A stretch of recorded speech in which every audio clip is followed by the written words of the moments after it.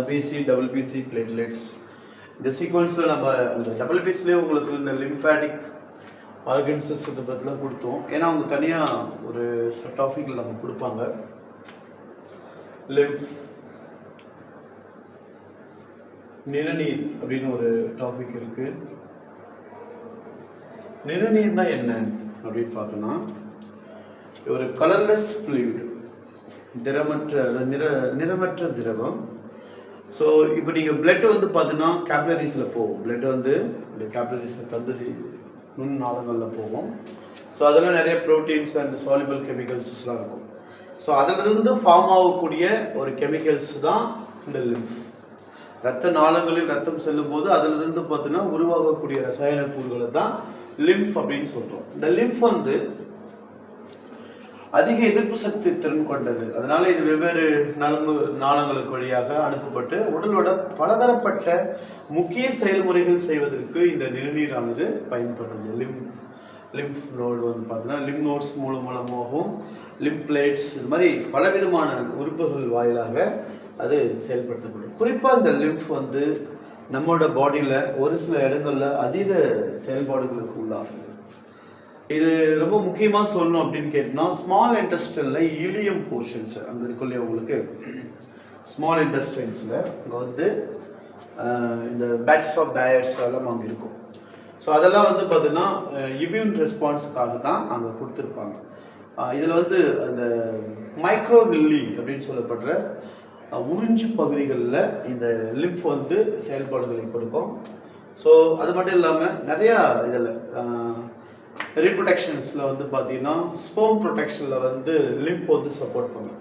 So அது மாதிரி நிறையா செயல்பாடுகளில் இந்த லிம்ஃப் வந்து இருக்கும். லிம்ஃப் வந்து லிம்பாட்டிக் ஆர்கன்ஸால் ஃபார்ம் பண்ணக்கூடியது. அது நம்மளுடைய பல செயல்முறைகளுக்கு உதவும். இது வந்து நிறமற்ற ஒரு திரவம். ஸோ இந்த திரவம் நம்முடைய உடலியல் செயல்பாடுகளுக்கு ஃபிசியாலஜிக்கல் ஆக்ஷனுக்காக இது பயன்படும். இதை நான் ஏற்கனவே லிம்பாட்டிக் ஆர்கன்ஸாக உங்களுக்கு நான் கொடுத்துட்டேன். இதில் பிரைமரி லிம்பாட்டிக்னு தனியாக இருக்குது. thymus and bone marrow belongs to primary. The remaining of lymph nodes, spleen, lymph plates, batches of bile, tonsils இது எல்லாமே வந்து செகண்டரி லிம்பாட்டிக்னு கொடுத்ததுனால இங்கே நமக்கு அதை பற்றி அதிக டீட்டெயில்ஸ் இல்லை. அங்கே எனக்கு கொடுத்து முடிச்சிட்டேன். ஸோ இப்போ நாம் எங்கே போகிறோம் அப்படின்னு கேட்டிங்கன்னா பிளட்டோட சர்க்குலேஷனுக்குள்ளே போகிறோம். டாபிக் வந்து பிளட் சர்க்குலேஷன். பிளட்டோட சர்க்குலேஷன் அப்படின்ற ஒரு பகுதிக்குள்ளே போகிறோம். பிளட் சர்க்குலேஷனில் நிறைய சர்க்குலேஷனை பற்றி நம்ம தனியாக பார்ப்போம். ஸோ அதுக்கு முன்னாடி என்னென்னலாம் கேட்குறாங்க, சர்க்குலேஷன் எப்படிலாம் இருக்குது. மெயின்லி 2 டைப்ஸ் சர்க்குலேஷனில். மெயின்லி 2 டைப் இருக்கும். டைப் நம்பர் 1 ஓப்பன் சர்க்குலேஷன், இன்னொன்று க்ளோஸ் சர்க்குலேஷன். க்ளோஸ்டு சர்க்குலேஷன் திறந்த வகை இரத்த ஓட்டம், மூடிய வகை இரத்த ஓட்டம் சொல்றாங்க. மூடிய வகை இரத்த ஓட்டம், மூடிய வகை, திறந்த வகை, open and close circulatory system. So இந்த ஓப்பன் சர்க்குலேட்டரி சிஸ்டம்னா என்ன, க்ளோஸ் சர்க்குலேட்டரி சிஸ்டம்னா என்ன? பிளட் வந்து ஒரு வெசல்ஸ் வழியாக போச்சுன்னா அது க்ளோஸ். இந்த மாதிரி வெசல்ஸ் இல்லாமல் so accumulation between the tissues திசுக்களில் போயிட்டு அது நேரடியாகவே இருந்துச்சு அப்படின்னு கேட்டால் அது வந்து பார்த்தீங்கன்னா க்ளோஸ், ஓப்பன் அப்படின்னு சொல்லுவாங்க. ஓப்பன் என்பது நாளங்கள் இல்லாமல் திசுவில்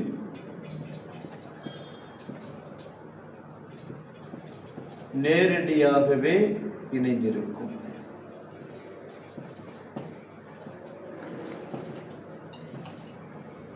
நேரடியாகவே இணைந்திருக்கும்.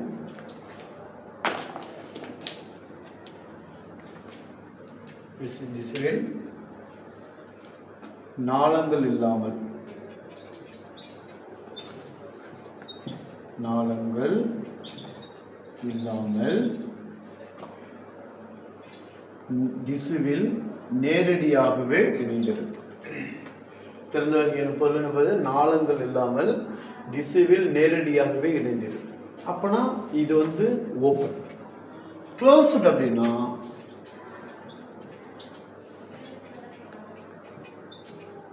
நாளங்களின் வழியாக செல்லும் ரத்தம். கான்செப்ட் வந்து என்னது? ரத்தம் நாளங்களின் வழியாக செல்லும். இப்ப இங்க என்ன இருக்குது? நாளங்கள் இல்லாமல் திசுவில் நேரடியாகவே சென்றடையும். இதுதான் வந்து ஓப்பனுக்கும் க்ளோஸுக்கும் உள்ள வித்தியாசம். அப்போ ஓப்பன் சர்க்குலேட்டரி சிஸ்டம்னா அதுக்கான எக்ஸாம்பிள்ஸ் என்ன சார்? க்ளோஸ்னா அதுக்கான எக்ஸாம்பிள்ஸ் என்ன கேட்டோம். நம்ம நிறைய கிளாஸஸ்ல படிச்சிருக்கலாம். ஓப்பன்ல வந்து பாத்தீங்கன்னா ஆர்த்ரோபோட்ஸ், ஆர்த்ரோபோட் அப்படின்னு சொல்ற கணுக்காலிகள் வந்து ஒரு சிறந்த உதாரணம். கணுக்காலிகள்.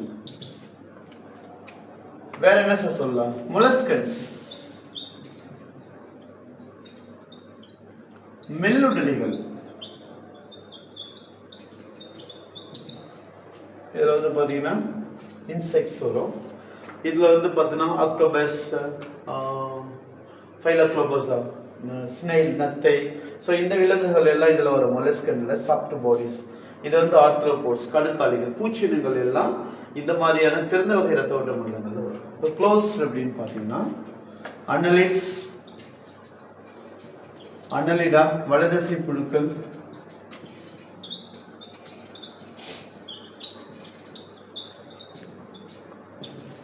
வேற கார்டேட்ஸ், முதுகெலும்புள்ள உயிர்கள்.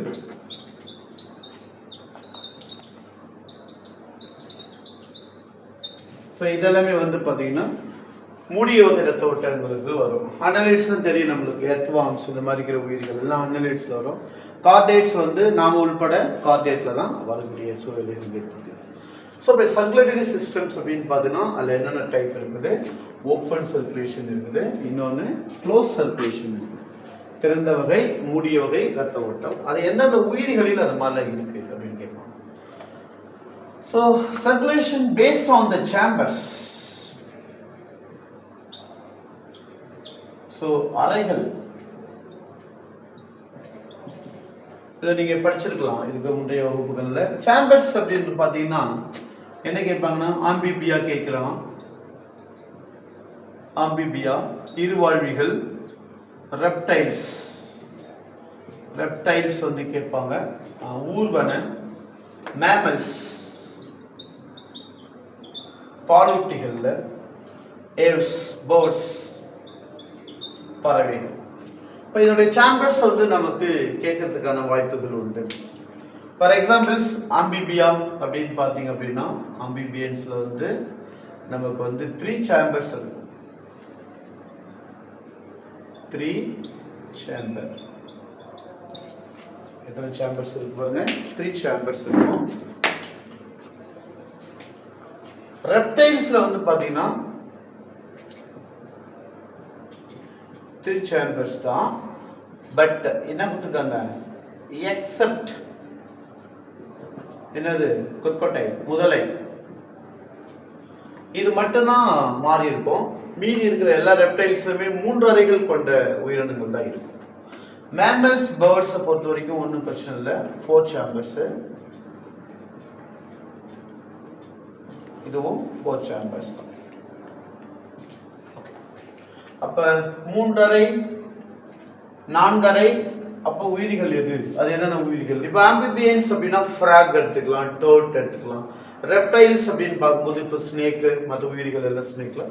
மேமல்ஸ் நாம தான், பேர்ட்ஸ் நம்ம பார்க்குற கிளி, மயில், இந்த மாதிரி இருக்கிறது எல்லாமே சேம்பர்ஸ் பேஸ்டில் இருக்கும். 2 சேம்பர்ஸ் கூட இருக்குது. 2 சேம்பர்ஸ் வந்து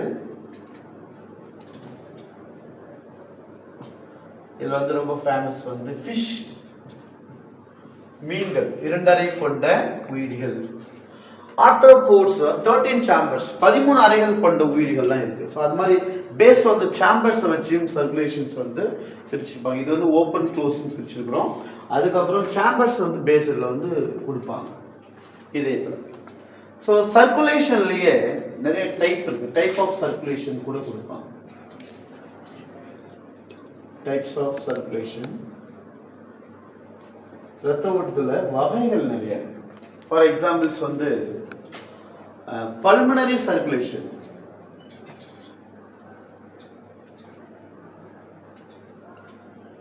pulmonary circulation, இன்னொன்று systemic circulation. இப்படி கேட்பாங்க. இது நுரையீரல் ரத்த ஓட்டம், இது உறுப்பு மண்டல, அதாவது சிஸ்டமிக் அப்படி கொடுத்துருப்பாங்க, புக்கில் எப்படி தான் கொடுத்துருப்பாங்க. நுரையீரல் ரத்த ஓட்டம்,